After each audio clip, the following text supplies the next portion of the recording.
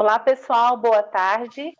Eu sou Alessandra Campos, hoje estou como vice-presidente do Corecon Goiás, e é um prazer estar com todos vocês nesse evento, que é um evento do COFECON.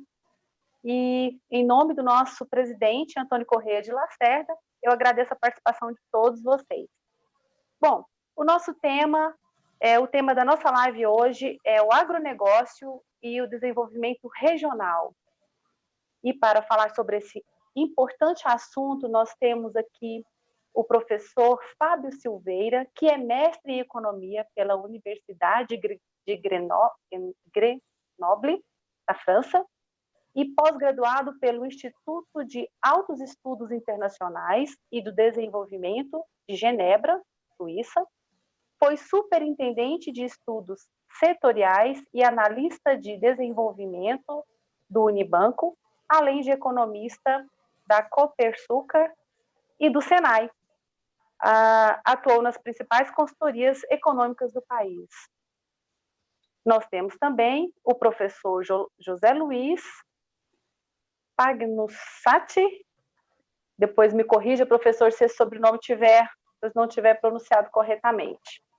É economista e conselheiro do Conselho Regional de Economia do Distrito Federal, Corecon-DF, é professor da Escola Nacional de Administração Pública e da UDF, ex-presidente do Corecon-DF, do COFECON e da Associação Nacional dos Cursos de Graduação em Economia, a ANGE. Sejam bem-vindos, nossos queridos mestres, e, nesse primeiro momento, eu vou dar a palavra para o nosso professor Fábio Silveira, que vai fazer uma apresentação sobre o tema. Obrigado, Alessandra. É um prazer muito grande estar participando deste evento remoto, não é? Mas são os tempos atuais, né? Temos que encarar isso com a maior naturalidade possível, né? Se é que isso é possível, mas estamos fazendo isso. Agradeço também ao professor José Luiz, não é? Por estar aqui conosco, participando desse evento, e a Natália, né, que estava aqui também nos dando um apoio, e eu vou passar aqui a apresentação. Eu não deixei de fora ninguém, né? Na minha introdução, deixa eu apresentar um pouco alguns slides aqui da Macrosector. Vocês estão conseguindo ver? Sim. Alessandra, professor? Sim, estou. Tá, é uma apresentação grande e temos apenas aí 15 minutos, então eu vou procurar falar o absolutamente essencial, no sentido de mostrar o quanto o agronegócio foi importante para o Brasil neste ano. Ele, lógico, foi sempre importante neste século, né? Já desde o final do século passado, o agronegócio tinha uma participação importante na economia. Eu estou falando do agronegócio, não só a agropecuária, mas o agronegócio no sentido amplo, abrangendo os segmentos da indústria, de serviços, né, que hoje esse bloco composto por agropecuária, serviços e indústria ligados ao agropecuária, o agrocomposto, o complexo agronegócio, representa aproximadamente 23% do PIB brasileiro. É bastante coisa, tá?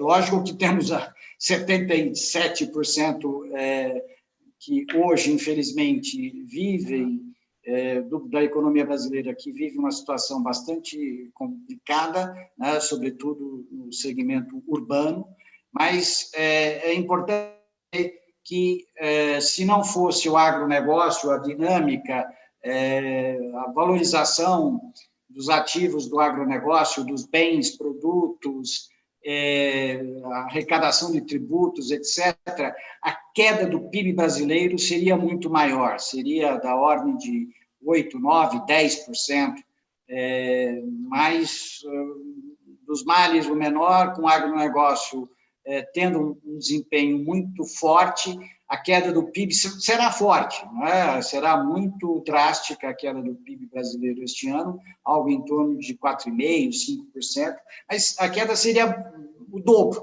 não é? Se não fosse a melhora de desempenho de culturas como soja, milho, açúcar, café, carnes, que fizeram uma grande diferença em termos de valor, de faturamento, de rentabilidade, principalmente nos estados agrícolas, né? Estou falando de estados como Mato Grosso, Goiás, Mato Grosso do Sul, uma parte de Minas, um pedaço de São Paulo, um pedaço do Rio Grande do Sul.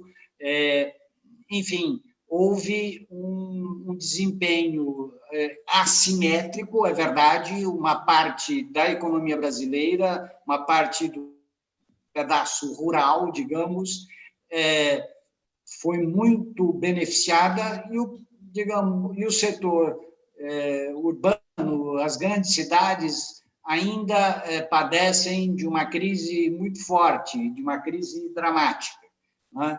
Então, foi uma situação bastante especial, né? É um ano bastante atípico, e eu queria só chamar a atenção que boa parte da melhora dos preços internacionais do agronegócio, da soja, do milho, etc., são relacionados com a extrema liquidez, né, que cresceu no mundo. Este é um gráfico que mostra que, após a crise de pandemia do coronavírus, que eclodiu na Ásia, mais precisamente na China, os Estados Unidos reagiram rapidamente, fizeram uma expansão forte, extraordinária de liquidez. Isso foi importante no sentido de valorizar os preços das commodities. Então, as commodities ficaram com um preço bastante elevado, de março, abril, junho para cá, e o Brasil também teve uma alta do dólar que foi extraordinária, né? Uma alta, vamos dizer, pedaço pensada, um pedaço para se alinhar com as outras moedas. Havia necessidade de um realinhamento do dólar perante outras moedas, e a consequência para o Brasil foi uma alta muito acentuada. Eu vou mostrar um quadro ali mais da receita agrícola. E essa receita agrícola, este ano, deve ter uma expansão da ordem de 38%, 37% no caso dos grãos, e 30% se incluirmos os grãos e as culturas permanentes. Ou seja, é uma elevação sem paralelo, quer dizer, tem um paralelo só com o ano de 2003, ou seja, 17 anos atrás, quando houve um crescimento significativo da receita agrícola. Dessa vez, foi um crescimento também extraordinário, sobre uma base de comparação que já era muito elevada em termos de receita agrícola do agronegócio brasileiro. Eu vou pular aqui alguns slides. Aqui, vou parar nesse slide do dólar, que mostra o quanto o dólar veio se acelerando, né, nos últimos meses, se situou no patamar próximo de 5,50, 5,40. Este é o principal fator de enriquecimento das cadeias produtivas do agronegócio, já que a taxa de câmbio, em média, em 2019, foi da ordem de 3,92, enfim, abaixo de 4, um patamar médio este ano que deve girar em torno de 5,50, para o câmbio, para o dólar, 5,50, aproximadamente 4 em 2019.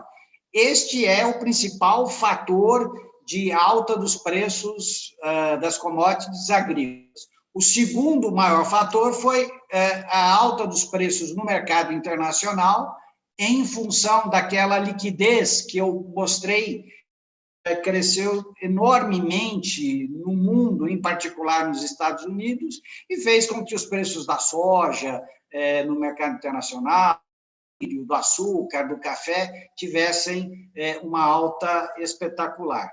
Então, o agronegócio brasileiro, em 2020, ele vem tendo uma melhora de rentabilidade bastante acentuada. Desde o começo do ano, já tinha tido uma razoável melhora em 2019, e 2020 foi o extraordinário do extraordinário, com esse alinhamento perfeito dos astros, né? Alta do dólar, alta dos preços internacionais das commodities e uma boa safra, uma boa produção agrícola que foi colhida neste ano, beneficiou as cadeias produtivas de grãos e culturas permanentes, e gerou essa expansão de receita um pouco paralelo na história do agronegócio nos últimos 30 anos. Esse é um gráfico que mostra, por exemplo, o preço das commodities agrícolas. Tem um pedaço aqui que é de preço de combustíveis, mas 93% desse gráfico são compostos de preços agrícolas. Dá para ver claramente que de junho para cá os preços médios agrícolas tiveram uma alta, enfim, estratosférica, né? O PIB, como eu disse, com uma queda de menos 5,5%, menos 5%, é isso que o PIB brasileiro vai recuar mesmo assim, não resta dúvida, porque a maior parte da economia está situada no mundo urbano. Eu vou passar rapidamente aqui alguns slides, não vou falar de questões, não é esse o tema no momento, mas chamar a atenção para alguns aspectos da economia americana, porque isso é importante no sentido de que é a maior economia do mundo, e temos aqui a indústria americana que ainda não se recompôs, o que vai levar o governo americano, no final desse ano, a fazer mais um pacote de expansão monetária. Portanto, aquele gráfico que a gente mostrou no início de expansão monetária deve ter uma nova injeção, deve haver no mundo, em particular nos Estados Unidos, uma nova injeção de liquidez, e isso vai, sem dúvida, sustentar os preços internacionais dos produtos agrícolas em patamar elevado. Quer dizer, o agronegócio brasileiro começará 2021 em patamares de preços ainda muito satisfatórios no mercado internacional e no mercado doméstico, mesmo que a taxa de câmbio tenha algum recuo em relação ao patamar médio vigente neste ano, mesmo que a taxa de câmbio aqui no Brasil para 5,30, 5,20, 5,10, os preços internacionais ainda serão bons em função de injeção de liquidez que a economia americana deve realizar em breve, nos próximos 60 dias. Aqui dá para ver perfeitamente, compara preço de soja e milho, o quanto sobe de maneira acelerada preço de soja e milho, preço do algodão bem sustentado em patamar bastante elevado, açúcar e café também com preços bem razoáveis. Então, esse quadro, talvez não dê para ver direito, porque tem muito número, mas tem muita linha e muito número, porque detalhamos neste quadro a evolução da receita agrícola, que digamos, uma espécie de faturamento, né? O valor da produção agrícola. Este ano, o valor da produção agrícola, somando todas as lavouras, está pequenininho aí, mas talvez vocês depois possam ver com mais cuidado, que as lavouras terão uma receita, no seu total, somando lavouras de grãos e permanente, de 30% em 2020, 30% a mais do que em 2019, atingindo essa receita agrícola de todas as lavouras, 527 bilhões. E as lavouras só de grãos, atingindo 347 bilhões, 37% mais do que em 2019. Portanto, é um ano, sem dúvida, espetacular em termos de rentabilidade e receita do agronegócio brasileiro, que, em termos regionais, vai beneficiar particularmente Mato Grosso, com um crescimento de receita de 33%, Paraná, com crescimento de receita de 54%, e por aí vai. Goiás, 36%. O Rio Grande do Sul, não, porque teve quebra de safra, e a melhora de preço, digamos, compensou a quebra de safra do Rio Grande do Sul desse ano. E o Mato Grosso do Sul, com crescimento de receita de 31% neste ano em relação a 2019. Portanto, é uma trajetória de bom fortalecimento, de importante elevação de receita, de tributos, de empregos, de lucros, beneficiando vários estados do interior brasileiro.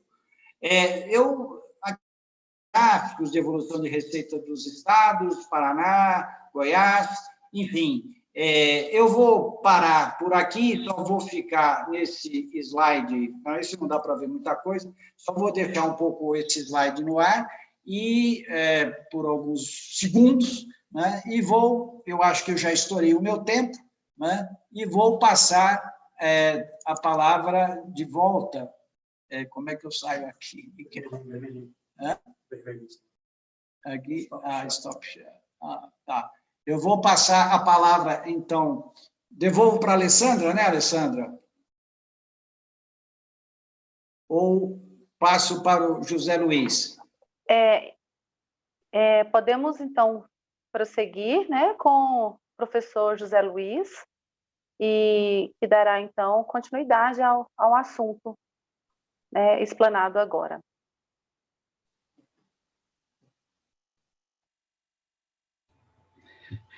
Bom, uma satisfação estar aqui nesse evento, é um prazer compartilhar esse evento online com a Alessandra e com o professor Fábio Silveira, né? O tema, eu acho que é um tema estratégico para o país, né? Quando a gente fala em agronegócio, a gente já vem em mente, né, que é o setor mais dinâmico do país, é o setor que gera superávit de comércio, é o setor que gera desenvolvimento para os demais setores, né, porque produz matérias-primas, que viabiliza uma série de outros segmentos, né, e, claro, né, ligando, né, ao tema principal do evento, né, gera desenvolvimento regional, né. Se a gente olhar o caminho, né, da produção agrícola brasileira, da produção pecuária também, a gente vai ver que esse caminho levou o desenvolvimento nas regiões, né?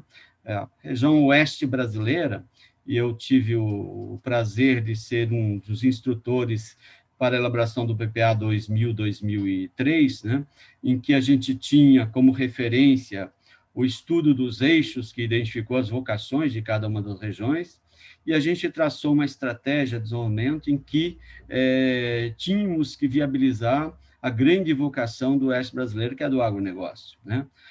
Para isso, nós tínhamos que enfrentar alguns gargalos de infraestrutura, né? Então, alguns investimentos estruturantes se faziam necessários, e aí toda a orientação para os ministérios tinha esse olhar, e, de outro lado, alguns pontos de estrangulamentos ligados a problemas, por exemplo, fitossanitários. O problema da febre aftosa em relação à pecuária era um problema dramático, que inviabilizava a exportação da produção de carne da região e com um potencial extraordinário.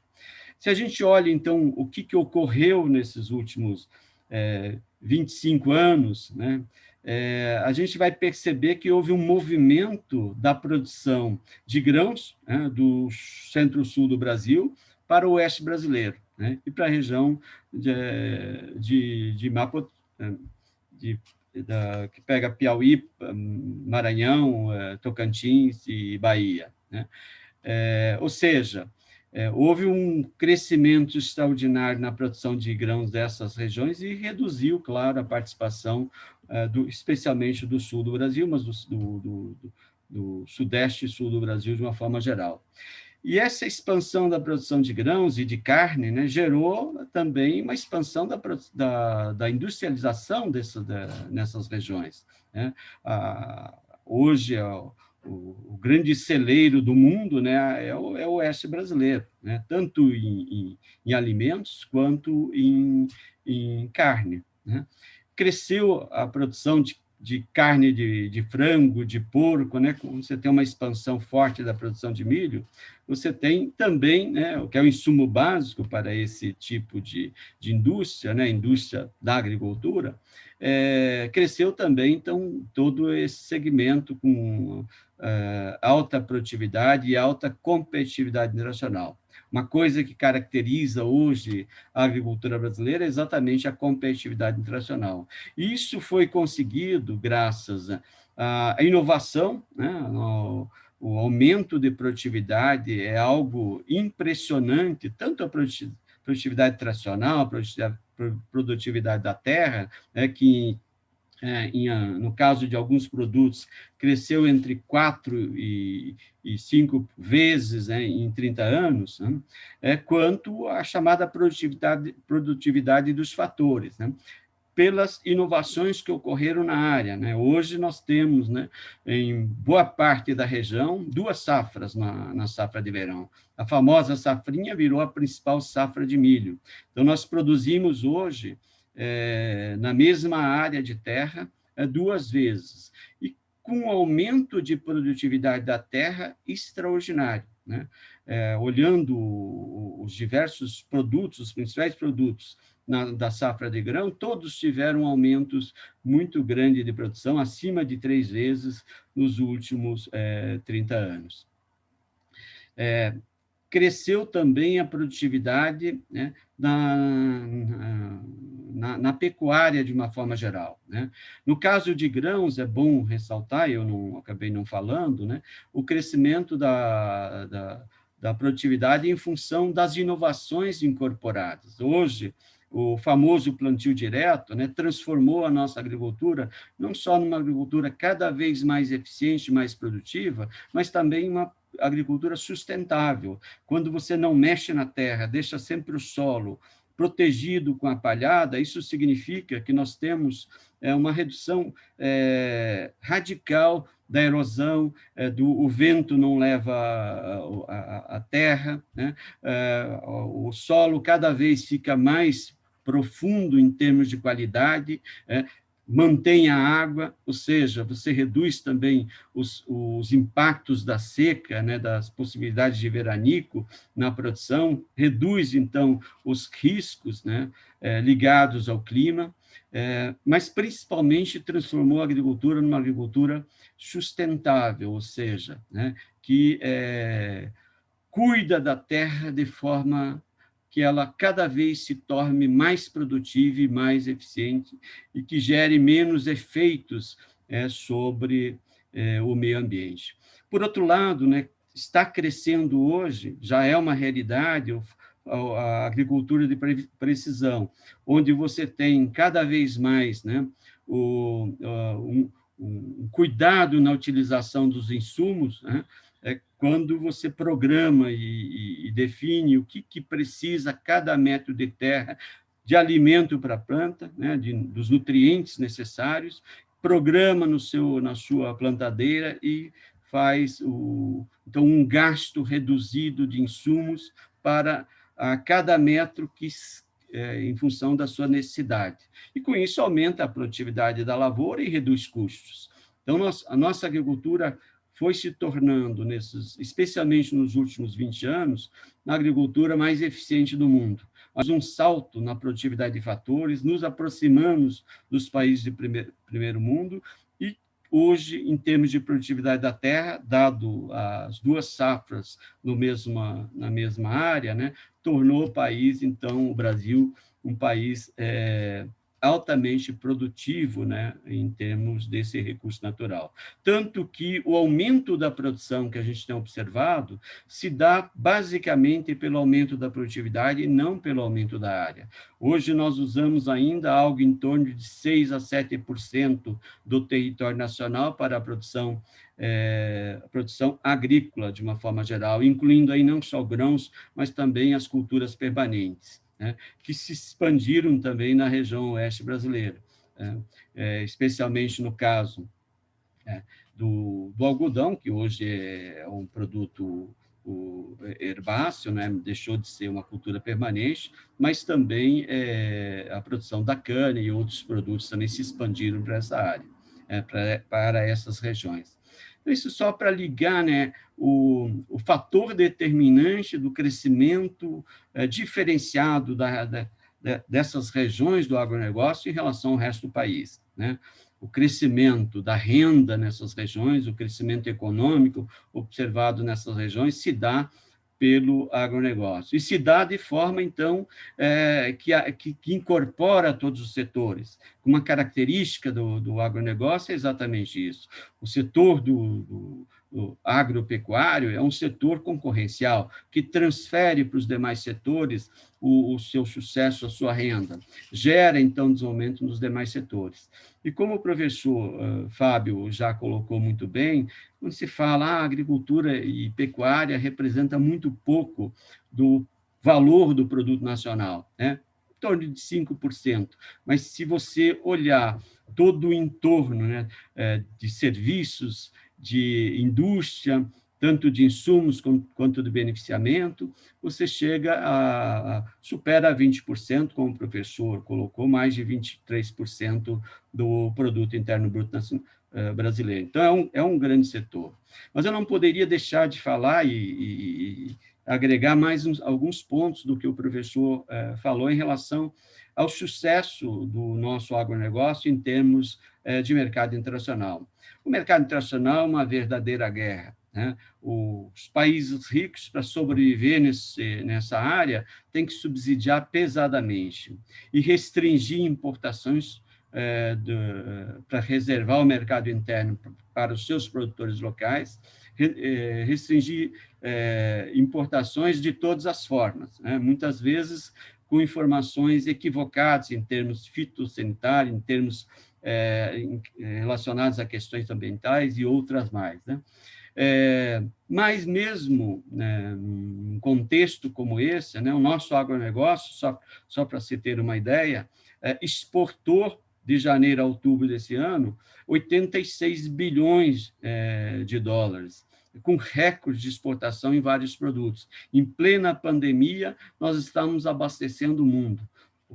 O setor agrícola não parou, né? O agricultor está lá no meio da roça, ele não é impactado pelo problema da aglomeração e, portanto, não foi impactado de forma tão incisiva pela pandemia, né? Manteve a produção e manteve o atendimento ao mercado internacional, que foi, nesse período de pandemia, um mercado comprador, né? Não só para atender às necessidades tradicionais, mas também formar os estoques em função dos riscos relacionados a um desabastecimento num contexto de crise como a da pandemia que a gente está vivendo, né? Então, nós aumentamos muito a exportação, especialmente para os países da Ásia. A China é o nosso grande comprador. A China vai continuar sendo um grande comprador. O processo de urbanização chinês impõe à China e buscar alimento no resto do mundo, e o Brasil tem capacidade de atender essa demanda. Tem capacidade de atender num patamar muito acima das necessidades internacionais, né? E como o processo de urbanização chinês vai continuar, tem ainda por um longo período de caminho de urbanização, certamente eles vão continuar necessitando dos nossos produtos e vão continuar importando. Hoje a China representa, das importações do agronegócio, né, das nossas exportações, portanto, mais de 40% do que exportamos neste ano, especificamente. Mas também cresceu muito e se torna, se agrega entre os 10 maiores compradores dos nossos produtos, uma série de países asiáticos, países da região. Se inclui aí Hong Kong, Tailândia, Vietnã, e além de outros países, né, que cresceram muito na necessidade de importação dos nossos produtos.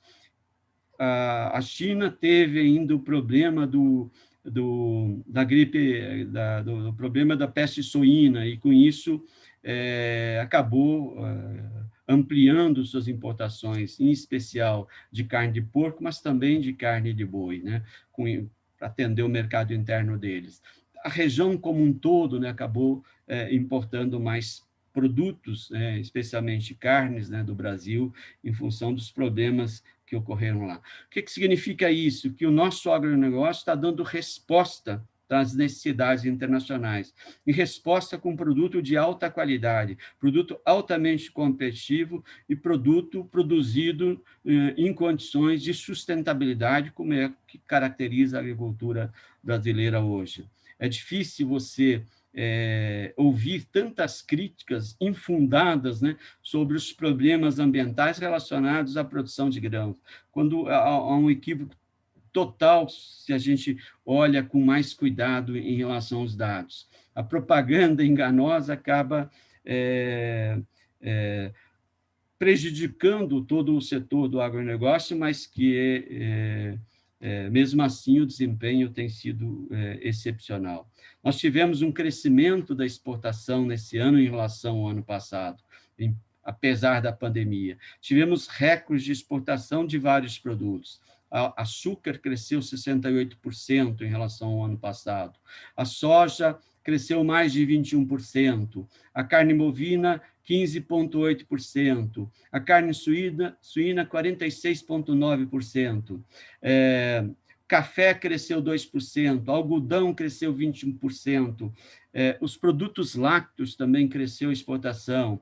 Nós exportamos bastante também suco de laranja pela necessidade, especialmente dos países europeus. Ou seja, né, a agricultura brasileira tem sido, né, tem tido capacidade de responder, né, com qualidade à necessidade internacional. Mas, claro, né, fica sempre limitado esse crescimento ao crescimento da demanda, né? E aí a necessidade de diversificar a utilidade, a possibilidade de utilização dos diversos insumos. O exemplo do pró-álcool produzido a partir do milho nos Estados Unidos, que gerou uma demanda adicional de milho, o pró-álcool produzido a partir da cana-de-açúcar, né? Ou seja, né, você tem o álcool produzido a partir da cana-de-açúcar, né? Você tem aí as possibilidades de crescimento da demanda em outras áreas que não apenas para a alimentação da população. E, claro, se a gente avançar nas negociações da rodada de Doha, né, em que, desde 2002, ainda não se conseguiu um acordo que reduzisse o protecionismo internacional nessa área e os altos subsídios que os países ricos, em especial os Estados Unidos e os países europeus, praticam no setor agropecuário, né, porque senão não seriam competitivos com a produção nacional. Se a gente avançar nessa área, se abre um mercado, né, adicional e um potencial de crescimento das diversas regiões, considerando suas vocações. A exploração da terra brasileira ainda é insignificante em relação ao potencial de utilização que ela tem, sem riscos, né, ambientais.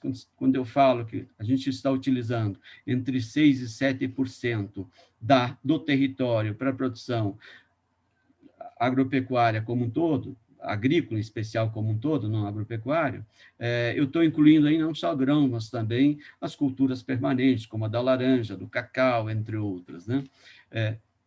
é muito pouco território utilizado para os resultados que a gente tem de um superávit de comércio que, nessa primeira parte do ano, foi acima de 70 bilhões de dólares. Né? O superávit de comércio do setor agropecuário foi acima de 70 bilhões de dólares, mais do que compensou, né? Mais do que dobrou o déficit dos outros setores. Então, quando a gente fala, temos superávit de comércio, nós estamos falando no setor agropecuário, né? No agronegócio, é onde nós exportamos muito e geramos todo esse superávit que o Brasil tanto precisa, e na história brasileira sempre precisou, para não depender de recursos capitais internacionais para o seu equilíbrio no balanço de pagamento. Eu acho que eu já avancei um pouquinho além do meu tempo, mas queria só, para finalizar, fazer mais alguns destaques. Né? Quando eu falo que você teve uma expansão da produção de grãos e pecuária para o oeste brasileiro, isso não significa que as outras regiões não tiveram um ajuste no seu processo produtivo. O sul do Brasil, Rio Grande do Sul em especial, tem uma expansão extraordinária na produção de leite. Reduz a produção de grão, mas aumenta a produção de outros produtos, aumenta a industrialização nas pequenas propriedades que se caracterizam especialmente a região sul, e, portanto, aumenta a geração de renda. Este ano foi um ano atípico para o Rio Grande do Sul, certamente foi um dos piores anos em termos climáticos para aquela região como um todo, mas especialmente o Rio Grande do Sul. Eu acompanho o mapa de chuva mensal e foi impressionante, né, olhando os últimos 15 meses, né, o problema de chuva naquela região, e, obviamente, isso comprometeu toda a produção e, claro, agravou o problema também das queimadas, né, que estão ocorrendo naquelas regiões em que você tem uma massa de capim, etc., que, com a seca, se tornou um risco para as queimadas. Eu fico à disposição para o debate, acho que tem muitos temas, né, que a gente poderia debater. Eu tenho um curso lá na ENAP, que é de conjuntura econômica, e um dos temas que eu trabalho é exatamente o agronegócio. E só esse ano eu já fiz 3 turmas com gente do Brasil inteiro, e agora nesse modelo online, com a grande participação de servidores de vários cantos do Brasil. Eu passo para a Alessandra.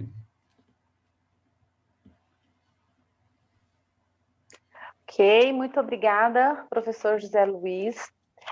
Nós temos aqui 2 comentários, o comentário do nosso presidente, o presidente do COFECOM, Antônio Corrêa de Lacerda, parabenizando aos 2 palestrantes, né, e ao palestrante Fábio Silveira e o nosso professor José Luiz. E a condução da live, muito obrigada, muito obrigada. E tem também um comentário que provavelmente é de um ex-aluno seu, professor, ou atual, Márcio Henrique Miguel. Ele diz o seguinte: que bom poder ouvir o professor novamente, né? O professor José Agnussati. Está correto, professor? Estou pronunciando corretamente? Em italiano é Pagnussati, em português é Pagnussati. Tá bem, ok, então. Eu gostaria de fazer uma pergunta, aproveitando já que você concluiu aí em parte a apresentação, e que me preocupa um pouco. Nós sabemos que o Brasil, então, ocupa em torno de 7% da sua área, né, com a questão do agronegócio, né, tanto agricultura e pecuária. E por que continuamos desmatando, né?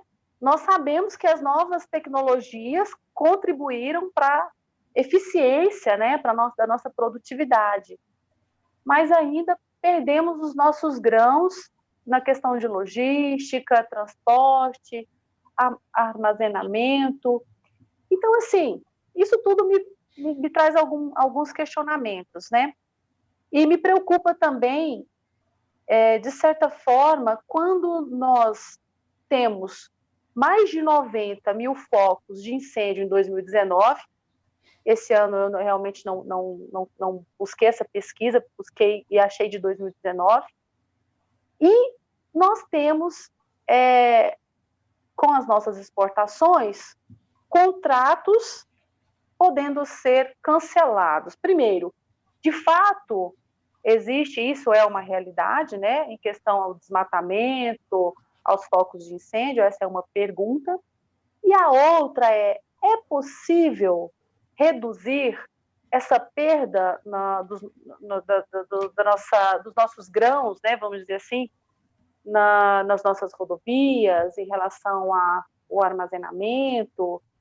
E aí, depois eu quero fazer uma pergunta para o nosso professor Fábio Silveira, que é voltada à questão dessa... Se nós temos uma área em torno de 7% da área do Brasil voltada ao agronegócio, por que desmatamos ainda se é preciso aumentar essa área para produzir melhor, né? Então, professor, as duas perguntas primeiro para você, né, que é em relação à questão do desmatamento aí, e depois passo a pergunta para o professor Fábio da ampliação da área. Muito bem. Bom, se a gente olhar onde a gente produz grãos no Brasil, não vai ser na mata amazônica, né? Então, não é a produção de grãos que está derrubando a mata. Você tem, sim, lá uma exploração de madeira ilegal, grande. Você tem também grandes proprietários que não são produtores, né? Têm grandes reservas de valor, né? Se você for olhar, tem grandes empresas, inclusive multinacionais, donas de terra na região, né? E quando desmata, valorizam sua terra, né? E até para não pagar mais imposto, né? E não deixar como uma reserva, né? Tem que ocupar o solo. E acabam, então, tendo uma exploração pecuária extensiva, com pouca produtividade, né? Isso não ocorre em todas as regiões, tem que ficar claro isso, porque nós temos também, mesmo na região Nordeste, no Pará, em alguns locais, produção sustentável na área da pecuária, né? Não pode se generalizar nessa questão. Mas, claro, a gente tem observado, sim, um crescimento do desmatamento em cima de uma base que tinha caído, né, para algo muito abaixo. Se a gente olhar o gráfico histórico de desmatamento da Mata Amazônica, nos anos 2000, ela desabou e agora ela se mantém num patamar bem baixo e oscila aí, né? A gente tem que, sim, tomar um cuidado grande sobre essa grande reserva econômica que é a biodiversidade, né? Quando, do estudo dos eixos, lá nos anos 90, a gente mapeou as vocações regionais, a vocação amazônica está relacionada exatamente a essa grande reserva de valor que é a biodiversidade. Esse conhecimento genético que você tem lá é um conhecimento que poderia gerar um desenvolvimento estratégico e altamente competitivo internacionalmente na área dos fármacos, na área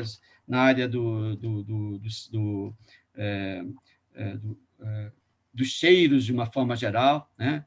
Tem excelentes experiências, tanto na Universidade do Pará, quanto na Universidade Federal do Amazonas, e várias outras universidades da região, essas eu conheço, né?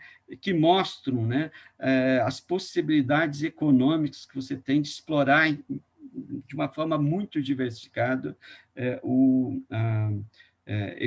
essa reserva de conhecimento genético que você tem lá. Então, precisa de um projeto de desenvolvimento regional, né? Se você abandonar, a população quer sobreviver não tendo opções alternativas do ponto de vista econômico, acaba se alinhando a algumas empresas até multinacionais que exploram madeira, né? Muitas de forma correta, legal, né? Mas também com atividades que não são controladas, infelizmente, na região, né? Precisamos, sim, tomar um cuidado de preservar essa riqueza que nós temos na região. Agora, quando eu falo de grãos, aí não, né? Grãos nós estamos produzindo uma região do Cerrado, uma região ainda do sul do Brasil. Aqui no centro-oeste mesmo, as primeiras lavouras foram plantadas em áreas que nem barba de bode dava, como se fala, que é aquele capim que a terra não produz nada. E hoje estão entre as áreas de terras mais produtivas do mundo, não é só do Brasil, né? Então, você tem que tomar um cuidado e separar o joio do trigo, para usar um termo popular do meio rural, né? Porque as queimadas que estão ocorrendo têm uma razão relacionada ao problema da seca do sul, quando a gente pega especialmente a região do Pantanal, etc., né? E também um descuido, né, das pessoas de uma forma geral, né? Que os focos de incêndio surgem muito, não é só porque houve uma atividade ilegal, muito pelo descuido.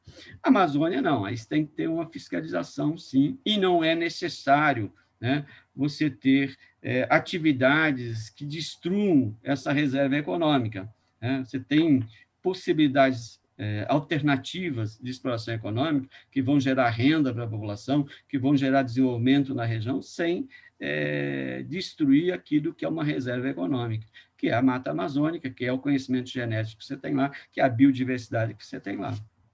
Muito obrigada, professor José Luiz. Eu tenho algumas perguntas, e uma delas é do nosso presidente do COFECON, e eu gostaria de fazer essa pergunta, passar para o professor Fábio Silveira. O Antônio Corrêa de Lacerda pergunta o seguinte: como conviver com a falsa dicotomia no Brasil entre agronegócio e desenvolvimento industrial? Bom, queria agradecer ao Lacerda pela questão, mandar um abraço para ele, um grande abraço, né? Uma pessoa querida. É difícil, né, nós pensarmos um Brasil do futuro, respondendo não só ao Lacerda, mas reforçando a colocação do professor José Luiz, que é difícil nós pensarmos um Brasil no futuro sem planejamento. É uma frase feita, é uma coisa que é muito repetida há muito tempo, mas a gente tem que repetir mais, né? Porque o planejamento, eu diria que é a alma de tudo, né? Que permeia as grandes economias do planeta, inclusive as liberais clássicas, a americana, a inglesa, as não tão liberais como a francesa e as com intervenção maior do Estado, como a chinesa. Todas essas economias tiveram sucesso nos últimos séculos porque planejaram, né? Então, para conviver com a expansão do agronegócio e um fortalecimento da agroindústria, em primeiro lugar, porque ela está bastante articulada com a produção de grãos, temos aí várias cadeias produtivas industriais que são insumos, ou os prestadores de serviços na área agrícola, que precisam ser fortalecidos, mas contar com planejamento. E precisamos reconhecer a China como um ente preferencial, né, como um ente importante para o futuro da economia brasileira nos anos 2020. Né? É imprescindível que tenhamos um relacionamento estreito com a China, com o governo chinês, com as outras economias asiáticas, porque é lá que vai ter um grande crescimento de demanda em função da expansão industrial que anda de maneira acelerada nessa parte do planeta, e que precisamos ter essa articulação, sim, em termos de produção, em termos de embarque, em termos de políticas. É necessário haver uma convergência entre o planejamento do Brasil e o planejamento da nova rota da seda. Né? Se a Itália, né, que é uma economia capitalista, liberal, também já está articulando uma aproximação com a economia chinesa, porque nós, que somos os grandes fornecedores de grãos para o mundo, em particular para a Ásia, não podemos ter uma explícita articulação e participação e relacionamento com as empresas chinesas e demais empresas asiáticas. Então, para mim, tudo isso precisa passar pelo crivo do planejamento, envolvendo a esfera pública federal, a esfera pública estadual e municipal. Sem isso, eu acho que nós vamos ficar num zigue-zague que às vezes beneficia e às vezes prejudica, e nós ficamos um pouco um país sem rumo ao sabor dos interesses globais, sem pensarmos nos interesses regionais e nacionais juntamente com todos. Muito obrigada, professor Fábio Silveira. Nós tem algumas perguntas fantásticas aqui. Eu vou pedir para a Natália tomar nota e para que a gente possa responder essas perguntas. O tempo passa tão rápido e o nosso tempo de live por outros compromissos, até de outras lives que vão acontecer após a nossa, nós temos que concluir, então, mas aí eu peço que a Natália tome nota, Natália, para nós, dessas perguntas que são tão importantes, algumas sobre o mercado interno, como bem falou o nosso professor Fábio, dar essa importância e esse planejamento que é tão importante em tudo, né? Imagina num país como o nosso, né, um país do tamanho que é o Brasil, na potência que é esse país. Então, finalizando, professores, muito obrigada. Obrigada, professor Fábio Silveira. Obrigada, professor José Luiz Pagnustati. Agora sim, né, consegui falar o sobrenome em português correto, aí, sem nenhum atropelo. E quero agradecer a Natália pela condução também desse trabalho, ao nosso presidente do COFECON, Antônio Corrêa de Lacerda, e dizer que outros eventos como esse aconteçam. Na verdade, nós teríamos que ter várias lives sobre esse assunto que é tão importante. E é isso. Agradecer a participação de todos que ouviram a nossa live, né, e que, na medida do possível, o COFECON tome nota das perguntas e que pedimos aos nossos professores que possam, então, respondê-las, né, em outro momento. É isso. Muito obrigada a vocês. Uma ótima tarde. Quer finalizar com algum pensamento, professor Fábio Silveira, sobre o agronegócio? Um pensamento para a gente deixar aqui do que você falou? O pensamento central é planejar o agronegócio e o Brasil na década de 2020. Muito obrigada. Professor José Luiz, poderia também deixar um pensamento sobre o tema?